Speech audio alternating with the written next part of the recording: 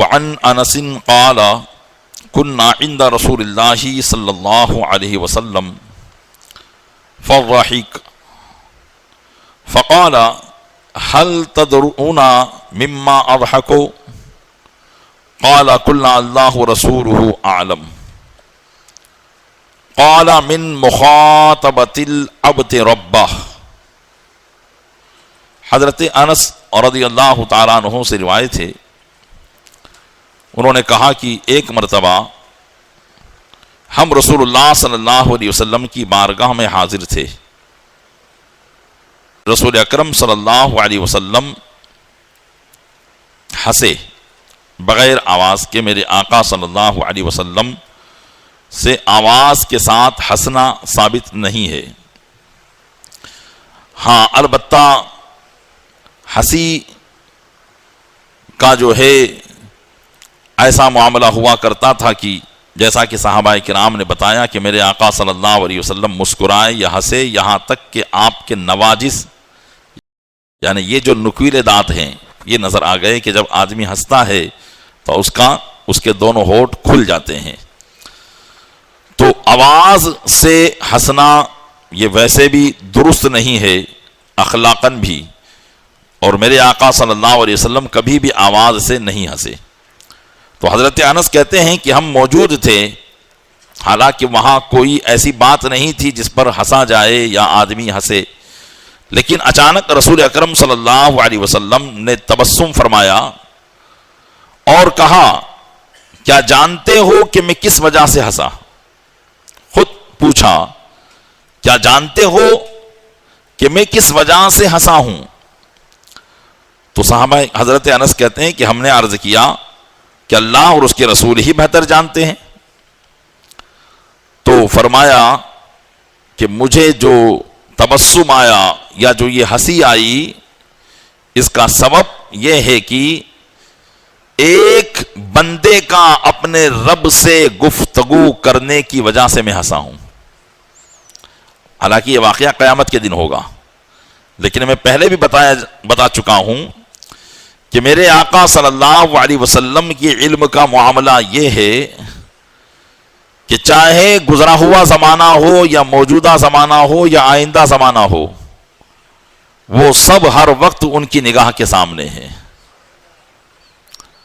اعلیٰ حضرت رضی اللہ تعالیٰ عنہ نے اس کو یوں بھی ارشاد فرمایا کہ شش جہت سمت مقابل شب و روز ایک ہی حال، دھوم و نجم میں ہے آپ کی بینائی کی۔ یعنی یا رسول اللہ، شش جہت دائیں بائیں آگے پیچھے اوپر نیچے یہ 6 سمتیں ہوتی ہیں، 6 دشائیں ہوتی ہیں۔ تو فرمایا کہ یہ 6 کے 6 دشائیں ہر وقت آپ کے سامنے ہوا کرتی ہے، اور یہ رات و دن ایک ہی حال ہے۔ تو یہ میرے آقا صلی اللہ علیہ وسلم کی نگاہ پاک ہے۔ تو ماضی کے واقعے کو بھی وہ ایسے ہی دیکھتے ہیں جیسے حال میں دیکھ رہے ہیں، اور مستقبل کے واقعات کو بھی وہ ایسے ہی دیکھ رہے ہیں۔ حالانکہ یہ واقعہ قیامت کے دن ہوگا، لیکن آقا صلی اللہ علیہ وسلم اس بات کو اپنی نگاہ نبوت سے ملاحظہ فرما رہے ہیں، اور وہ بندہ جو اپنے رب سے بات کرے گا تو اس کی بات کو دیکھ کر میرے آقا صلی اللہ علیہ وسلم تبسم فرما رہے ہیں۔ تو فرمایا کہ من مخاطبۃ العبد ربہ، ایک بندے کا اپنے رب سے بات کرنے کی وجہ سے میں ہنسا۔ قال یقول یا رب الم تجرنی من الظلم، فرمایا آقا علیہ السلام نے کہ وہ شخص یہ کہہ رہا ہے اپنے رب سے، حالانکہ یہ قیامت کے دن ہوگا، وہ یہ کہہ رہا ہے کہ اے رب کیا تو نے مجھے ظلم سے نجات عطا نہ فرمائی، مجھے تو نے ظلم سے نجات عطا نہ کی؟ قال یقول بلا، آقا علیہ السلام نے فرمایا کہ اللہ تعالیٰ یہ فرمائے گا کہ ہاں کیوں نہیں، میں نے تجھے ظلم سے نجات عطا فرمائی ہے۔ یعنی اللہ تعالیٰ کسی پر ظلم نہیں کرے گا۔ اگر کسی گناہگار کو، کافر کو، مشرک کو سزا دی جائے گی تو یہ سزا ظلم نہیں ہے، بلکہ یہ اللہ کا عدل ہے، انصاف ہے، کہ جو اللہ تبارک و تعالی کا رزق کھا کر اس کی کائنات میں رہ کر اور اس کی عطا کردہ زندگی سے جی کر اور اس کی عطا کردہ نعمتوں میں پل کر وہ اللہ کا انکار کرے یا اس کا شریک ٹھہرائے تو وہ اپنی ذات پر سب سے بڑا ظلم کرنے والا ہے۔ یا کوئی مسلمان اپنے آپ کو مسلمان کہہ کر اور اللہ کی نعمتوں سے لطف اٹھا کر وہ گناہ کرتا ہے تو وہ اپنی جان پر ظلم کرتا ہے۔ تو یہ ظلم خود انسان اپنی جان پر کر رہا ہے۔ اللہ تبارک و تعالی کسی پر ذرہ برابر ظلم نہیں فرمائے گا۔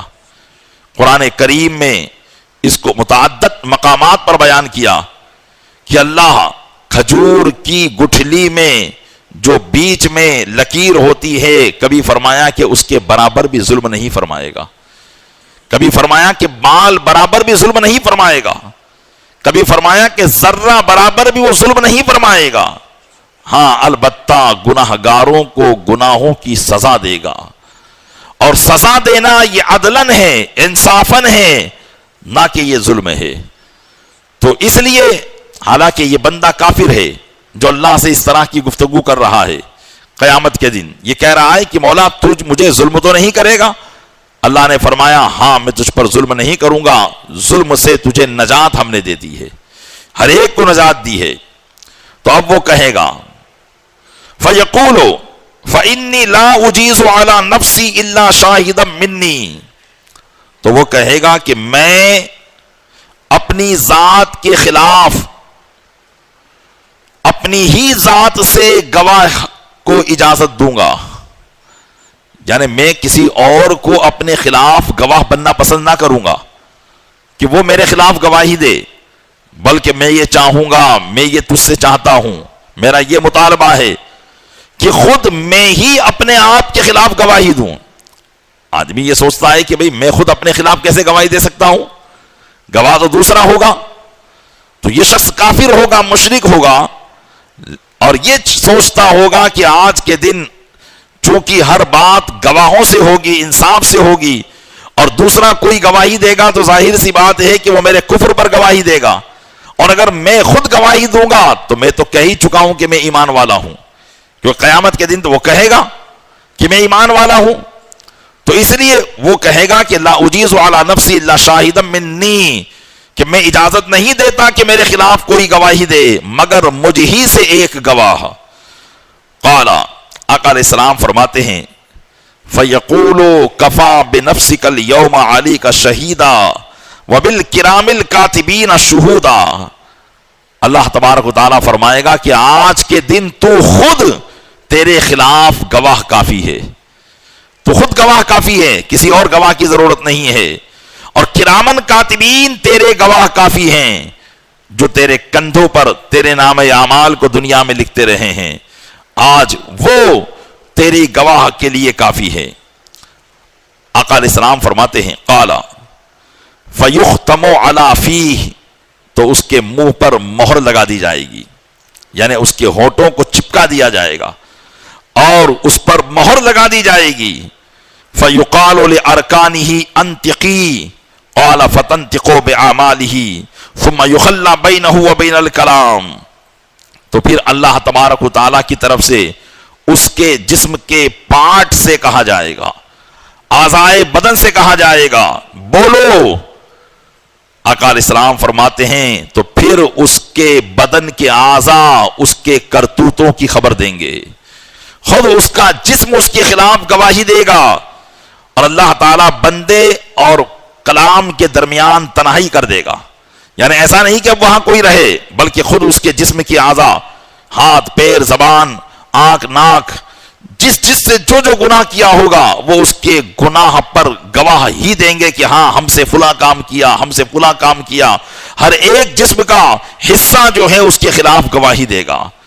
جب وہ یہ دیکھے گا کہ یہ تو میرے جسم کی اعضاء جن کی میں نے دنیا کے اندر کیا پرورش نہیں کی، ہاتھ بگڑ گیا تو ہاتھ کے لیے نہ جانے کیسا کیسا علاج کرایا، جسم کا علاج کرایا، یہ جسم بنانے کے لیے میں نے نہ جانے کیسی محنتیں کی، کتنی جیمیں میں نے لگائی، کتنی کشتیاں میں نے لڑی، کتنی کثرتیں میں نے کی، ان ہاتھ کو مضبوط بنانے کے لیے کئی پنجے میں نے لڑائے، جسم کو خوبصورت بنانے کے لیے نہ جانے میں نے کیا کیا جتن کیے، لیکن آج تو یہ میرے ہی خلاف گواہی دے رہے ہیں۔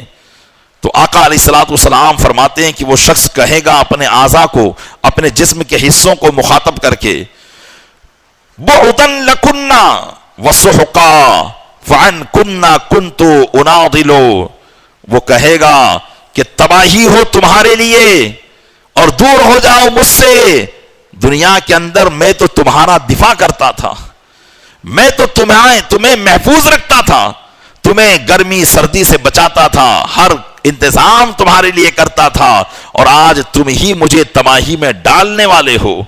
اس طریقے سے وہ کہے گا۔ تو پیارے اسلامی بھائیوں، یہ شخص جو ہوگا یہ کافر ہوگا، اور یقیناً اللہ تبارک و تعالیٰ کی بارگاہ میں کوئی بھی چیز چھپ نہیں سکتی ہے، خود انسان کا جسم اس کے خلاف گواہ ہے۔ لہذا ہر انسان کو نیک کام کرنے سے پہلے اور بد کام کرنے سے پہلے اس بات کی طرف ضرور توجہ دینی چاہیے کہ وہ اللہ کی بارگاہ میں کسی کو گواہ بنا رہا ہے، تو یقیناً ہمارے نیک کام کی بھی یہ ہاتھ پیر ہماری گواہی دیں گے۔ یہ ہاتھ گواہی دے گا صدقے کی، یہ پیر گواہی دے گا مسجدوں کی طرف جانے کی، یہ آنکھ گواہی دے گا، یہ آنکھ گواہی دیں گی قرآن کی تلاوت اور قرآن کی زیارت کی، بزرگان دین کی زیارت کی، علماء دین کی زیارت کی گواہی دیں گے، اور یہ کان گواہی دیں گے کہ ہاں مولا ان کانوں سے یہ تیرے کلام کو سنا کرتا تھا، ان کانوں سے یہ تیرے محبوب کی نعتیں سنا کرتا تھا، ان کانوں سے یہ کسی غلط کام کو نہیں سنا کرتا تھا۔ یہ سارے انشاءاللہ تبارک و تعالی مسلمان کی نیکیوں کی گواہی دیں گے۔ اللہ تبارک و تعالی ہمارے ان اعضاء کو ہمارا بہتر گواہ بنائے۔ وعن ابی ہریرہ قال قالوا یا رسول اللہ هل نرى ربنا یوم القیامہ۔ بہت بہترین سوال صحابہ کرام نے آقا علیہ السلام سے کیا۔ حضرت ابو ہریرہ سے روایت ہے، کہتے ہیں کہ صحابہ کرام نے پوچھا کہ یا رسول اللہ کیا قیامت کے دن ہم اپنے رب کو دیکھیں گے؟ کیا قیامت کے دن ہم اپنے رب کو دیکھیں گے؟ قال هل تضارون في رؤية الشمس في الظهيرة ليست في سحابة۔ تو آقا علیہ السلام نے فرمایا بتاؤ کیا بھری دوپہر میں تم سورج کو دیکھنے میں شک کرتے ہو؟ بھئی دھوپ نکلی ہوئی ہو تو تمہیں کیا یہ شک رہے گا کہ سورج نکلا ہے کہ نہیں نکلا ہے؟ کوئی کہے گا سورج نکلا ہوا ہے تو کیا آپ دلیل کرو گے کہ نہیں نکلا ہوا ہے؟ تو فرمایا کہ کسی کو بھی شک نہیں رہتا ہے بھری دھوپ میں سورج کے نکلنے میں۔ تو فرمایا آقا علیہ السلام نے، دیکھیے آگے والی بات سمجھانا چاہتے ہیں اس لیے یہ فرمایا کہ کیا تم بھری دھوپ میں جبکہ بادل نہ ہو تم سورج کو دیکھنے میں تردد کرتے ہو؟ قالوا لا، صحابہ اکرام نے ذکر کہ نہیں یا رسول اللہ۔ پھر فرمایا قال فهل تضارون في رؤية القمر ليلة البدر ليس في سحابة۔ پھر فرمایا کیا تم 14ویں رات میں، کیونکہ 14ویں رات میں چاند ماہ کامل ہوتا ہے، 14ویں رات میں تم چاند کو دیکھنے میں کبھی شک کرتے ہو جبکہ کوئی بادل وغیرہ نہ ہو؟ تو صحابہ کرام نے عرض کی کہ نہیں یا رسول اللہ، کہ 14ویں رات میں جب بادل نہ ہو تو چاند تو صاف نظر آتا ہے۔ آقا علیہ السلام نے فرمایا قال فوالذی نفسی بیدیہ لا تضارون فی رؤیت ربکم الا کما تضارون فی رؤیت احدہما۔ آقا علیہ السلام نے فرمایا قسم ہے اس ذات کی جس کے قبضے قدرت میں میری جان ہے، تم اپنے رب کے دیکھنے میں بھی تردد نہیں کرو گے، کہ قیامت کے دن تم جب دیکھو گے تو تمہیں ذرہ برابر تردد اور شک نہیں ہوگا، تم اپنی ان کھلی آنکھوں سے، ماتھے کی آنکھوں سے دیکھو گے۔ کہ آدمی شک اس میں کرتا ہے جس کے دیکھنے نہ دیکھنے میں معاملہ ہو، لیکن جس طریقے سے بہترین یہاں تشبیہ دی ہے، بہترین مثال دی ہے کہ جس طرح بھری دھوپ میں سورج دیکھنے میں کوئی شک نہیں ہے، اور جس طریقے سے 14ویں رات میں چاند دیکھنے میں کوئی شک نہیں ہے، اسی طریقے سے قیامت کے دن رب کا دیدار کرنے میں بھی کوئی شک نہیں ہے۔ اللہ تبارک و تعالی مومنین کو بھی دیدار کرائے گا اپنا، اور کافرین بھی دیدار کریں گے، لیکن فرق یہ ہوگا کہ مومنین اس کا جلوہ رحمت دیکھیں گے اور کافرین اس کا جلوہ غضب دیکھیں گے۔ اللہ تبارک و تعالی ہمیں اپنا رحمت والا دیدار کرائے۔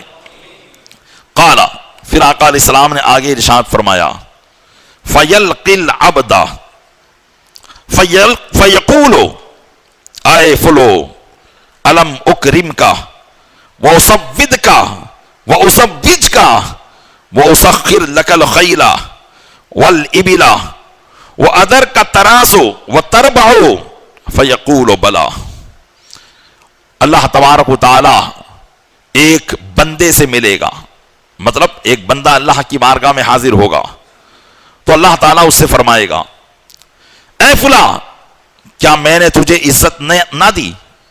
علم اکرم کا، کیا میں نے تجھے دنیا میں معزز نہیں کیا تھا، عزت نہیں دی تھی؟ کیا میں نے تجھے سرداری نہیں دی تھی؟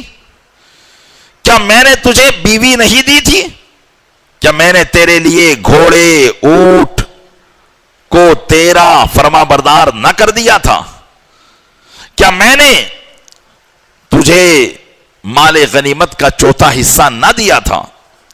تو وہ کہے گا کیوں نہیں یا رب؟ قال فَيَقُولُ أَفَظَنَنْتَ أَنَّكَ مُلَاقِيَّ، تو اللہ تبارک و تعالیٰ فرمائے گا تو کیا تو میری ملاقات کا یقین نہیں کرتا تھا، یعنی گمان کرتا تھا کہ ایک دن مجھ سے ملنا بھی ہے؟ آج بہت سے لوگ اس غلط فہمی میں ہیں، وہ اللہ تبارک و تعالیٰ کی ملاقات سے غافل ہیں۔ مومنین بھی کہتے ہیں کہ ہاں ہم ایک دن اللہ کی بارگاہ میں حاضر ہوں گے، یہ ایمان تو ہوتا ہے ان کا، کیونکہ اگر یہ ایمان نہ لے، اگر یہ اس کا عقیدہ نہ رکھے تو وہ پھر مومن ہی نہیں ہے۔ ایک دن اللہ کی بارگاہ میں حاضر ہونا ہے، یہ تو سب کا ایمان ہے، لیکن دل کی اتاہ گہرائیوں سے وہ اس کو مانتا نہیں ہے۔ اگر مانتا ہوتا، اللہ کی بارگاہ میں کھڑے ہونے کا اسے خوف ہوتا تو کبھی اس سے گناہ ہی سرزد نہ ہوتا، کبھی اس سے گناہ ہی سرزد نہ ہوتا۔ اور یقینی طور پر جو اللہ تبارک و تعالیٰ کی بارگاہ میں کھڑے ہونے سے ڈر گیا، اللہ تبارک و تعالیٰ اسے کامیاب فرما دے گا۔ چنانچہ اللہ فرمائے گا کیا تجھے گمان تھا کہ تو مجھ سے ملاقات کرے گا؟ تو وہ کہے گا نہیں، مجھے اس بات کا یقین نہیں تھا۔ یہ بھی شخص کافر ہوگا۔ فَيَقُولُ إِنِّي قَدْ أَنْسَاكَ كَمَا نَسِيتَنِي، اللہ تبارک و تعالیٰ فرمائے گا آج میں نے بھی تجھے بھلا دیا جیسا کہ تو نے مجھے بھلا دیا ہے۔ اللہ تعالیٰ بھول سے پاک ہے۔ یہاں بھول وہ بھول نہیں ہے جو ہم جس معنی میں لیتے ہیں، یہاں اس معنی میں ہے کہ آج تیری طرف کوئی نظر رحمت نہیں کی جائے گی۔ جیسے ہوتا ہے نا کہ بھائی سب کو کوئی چیز تقسیم کی جا رہی ہے اور فلاں شخص بھی دکھ رہا ہے، فلاں شخص بھی دکھ رہا ہے، اور آدمی تقسیم کرنے والا آگے بڑھ گیا اور ایک کو چھوڑ دیا تو وہ کہے گا کیا مجھے بھول گئے؟ تو یہاں بھولنا اسی معنی میں ہے کہ بھولا نہیں ہے، لیکن اب یہاں اس کی طرف کوئی نظر نہیں کی جائے گی۔ تو فرمایا جیسا کہ تو نے مجھے بھلا دیا تھا، آج تیری طرف نظر رحمت نہیں ہوگی۔ آقا علیہ السلام فرماتے ہیں کہ پھر اللہ تعالیٰ دوسرے سے ملے گا، دوسرا شخص اللہ کی بارگاہ میں آئے گا، اللہ تعالیٰ اس سے بھی ویسی ہی گفتگو کرے گا، وہ ویسا ہی جواب دے گا۔ پھر تیسرا اللہ کی بارگاہ میں آئے گا، وہ بھی اسی طرح اس سے گفتگو فرمائے گا۔ تو تیسرا کہے گا یا رب آمنت بکتابک، یا رب آمنت بک وبکتابک وبرسولک وصلیت وصمت وتصدقت ویثننی بخیر ما استطاع۔ آقا علیہ السلام فرماتے ہیں کہ جب تیسرا اللہ کی بارگاہ میں آئے گا تو اللہ تعالیٰ اس سے وہی سوال کرے گا، تو وہ کہے گا کہ اے رب میں تو تجھ پر ایمان لایا، تیری کتابوں پر، تیرے رسولوں پر، اور میں نے تیری نماز پڑھی، تیرا روزہ رکھا، اور تیری بارگاہ میں میں نے صدقہ و خیرات کیا، آقا علیہ السلام فرماتے ہیں کہ جتنا ہو سکے گا وہ اپنی تعریف کرے گا، جتنا بھی ہو سکے گا وہ اپنی تعریف کرے گا. فَيَقُولُ هَا هُنَا إِذًا، تو اللہ تبارک و تعالیٰ اس سے فرمائے گا ہاں یہ. ثُمَّ يُقَالُ الْآنَ نُبْعِثُ شَاهِدًا عَلَيْكَ، پھر کہا جائے گا کہ یہ بات تو کہہ رہا ہے، اب ہم تیرے خلاف گواہوں کو اٹھائیں گے. اللہ فرمائے گا کہ یہ بات تو نے کہہ دی، یہ کہہ دیا کہ میں ایمان لایا، یہ کہہ دیا کہ میں نے نمازیں پڑھی. یہ شخص بھی کافر ہوگا لیکن وہاں اقرار کرے گا. تو اللہ فرمائے گا کہ اب تیرے خلاف ہم گواہ اٹھائیں گے. وَيَتَفَكَّرُ فِي نَفْسِهِ مَنْ ذَا الَّذِي يَشْهَدُ عَلَيَّ، تو وہ کافر اپنے دل میں سوچے گا کہ آج میرے خلاف گواہی کون دے گا؟ میں نے تو اپنے ایمان کا اقرار کیا، میرے کفر پر گواہی کون دے گا؟ فرمایا میرے آقا صلی اللہ علیہ وسلم نے فَيُخْتَمُ عَلَى فِيهِ، پھر اس کے بھی منہ پر تالا لگا دیا جائے گا. وَيُقَالُ لِفَخْذِهِ انْتِقِي، اور اس کی ران سے کہا جائے گا، اس کی ران سے کہا جائے گا کہ بول. فَتَنْتِقُ فَخِذُهُ وَلَحْمُهُ وَعِظَامُهُ بِعَمَلِهِ، تو اس کی ران، اس کا گوشت، اس کی ہڈیاں اس کے کرتوتوں کی خبر دے گی. آقا علیہ السلام فرماتے ہیں کہ اللہ چاہے تو ویسے ہی بغیر گواہ کے اسے سزا دی جا سکتی ہے، کیونکہ اللہ ہر ایک کے ایمان کو جانتا ہے، ہر ایک کے کفر کو جانتا ہے. لیکن یہ سارا معاملہ کیوں کیا جائے گا؟ فرماتے رسول اکرم صلی اللہ علیہ وسلم وَذَلِكَ لِيُعْذِرَ مِن نَفْسِهِ، کہہ رہے یہ اس لیے کہا جائے گا، اس لیے کیا جائے گا تاکہ بندے کی طرف سے کوئی عذر باقی نہ رہ جائے. بندہ یہ نہ کہے کہ مجھ سے تو کچھ پوچھا ہی نہیں، ڈائریکٹ سزا کا حکم سنا دیا. اس لیے یہ سارے معاملات کیے جائیں گے. وَذَلِكَ الْمُنَافِقُ، آقا علیہ السلام فرماتے ہیں کہ یہ شخص وہ ہوگا جو منافق ہوگا. اگر اس نے نمازیں بھی پڑھی ہوگی تو لوگوں کو دکھاوے کی پڑھی ہوگی، ایمان بھی لایا ہوگا تو دل میں کفر پوشیدہ ہوگا، ظاہری طور پر اس کا حقیقت میں ایمان نہ ہوگا. وَذَلِكَ الَّذِي سَخِطَهُ اللَّهُ، اور یہ وہ شخص ہوگا جس سے اللہ تبارک و تعالیٰ ناراض ہوگا. تو پیارے اسلامی بھائیوں غور کریں، اگر حدیث پاک کا رخ اس طرف ہے کہ وہ کھلم کھلا کافر ہے، تب بھی یہ بات سامنے ہے کہ ایمان کے بغیر آخرت میں کوئی چارہ نہیں ہے. اور اگر حدیث پاک کا یہ مطلب کہ وہ شخص منافق ہے، یعنی ظاہری طور پر ایمان کو دکھانے والا اور حقیقت میں کفر کو پوشیدہ رکھنے والا، تب بھی یہ بات صاف ہے کہ آخرت میں کھلم کھلا ایمان جو ظاہر اور باطن دونوں اعتبار سے ہو، یہی ایمان آخرت میں کام آنے والا ہے. اللہ کی بارگاہ میں سب ظاہر ہے. اس لیے ایمان کے بارے میں نے پہلے بھی کہا تھا درس میں، اور پھر سے میں کہتا ہوں اس بات کو دہرانے کے لیے تاکہ ہم فی زمانہ اپنے ایمان کی اہمیت کو سمجھیں، فی زمانہ ایمان کی اہمیت کو سمجھیں. صرف کلمہ پڑھ لینے کا نام مسلمانی نہیں ہے، ادعائے اسلام کا نام مسلمانی نہیں ہے. اسلام کا دعویٰ کر لیا یہ مسلمان نہیں ہے، بلکہ مسلمان اس کو کہتے ہیں کہ جو اپنے دل سے اللہ تبارک و تعالیٰ کو مانے، اس کے محبوب کو مانے، اور جو محبوب صلی اللہ علیہ وسلم لے کر آئے ہیں ان سب کو مانے. اور پھر جب بھی اللہ کی طرف سے امتحان ہو، آزمائش ہو، ان آزمائش اور امتحان میں وہ کامیاب ہو جائے. قرآن کریم اللہ ارشاد فرماتا ہے الف لام میم احسب الناس ان یقولوا آمنا، کیا لوگ اس گمان میں ہیں کہ وہ اتنا کہہ لینے پر چھوڑ دیے جائیں گے کہ وہ ایمان لائے؟ وہم لا یفتنون، اور آزمائے نہیں جائیں گے، بلکہ صرف اتنا کہہ دینا کہ ہم ایمان لائے یہی کافی نہیں ہے، بلکہ اللہ بسا اوقات آزماتا ہے ایمان کے معاملے میں. اس لیے حقیقی مسلمان وہ ہوتا ہے جو ایمان کے معاملے میں کسی کی طرف توجہ نہیں کرتا، ایمان کے معاملے میں کوئی بھی وہ لیٹ گو نہیں کرتا، بلکہ ایمان کے معاملے میں وہ کرا اور سخت ہوا کرتا ہے. اس لیے فی زمانہ آج ہم دیکھتے ہیں کہ لوگ عقائد و ایمان میں بہت کمزور ہوتے چلے جا رہے ہیں. اپنا عقیدہ مضبوط کیجئے، عقیدہ اہل سنت و جماعت یہ وہ عقیدہ ہے، یہ وہ عقیدہ ہے جو صحابہ کا عقیدہ تھا، اہل بیت کا عقیدہ تھا، حضور غریب نواز کا عقیدہ تھا، غوث پاک کا عقیدہ تھا۔ وہی عقیدہ اعلیٰ حضرت رضی اللہ تعالیٰ عنہ نے ہمیں اس زمانے میں بتایا ہے۔ پیارے اسلامی بھائیوں، یقیناً اگر نجات چاہتے ہو تو اس عقیدے کی پیروی کر لو اور اسی عقیدے پر قائم و دائم ہو جاؤ۔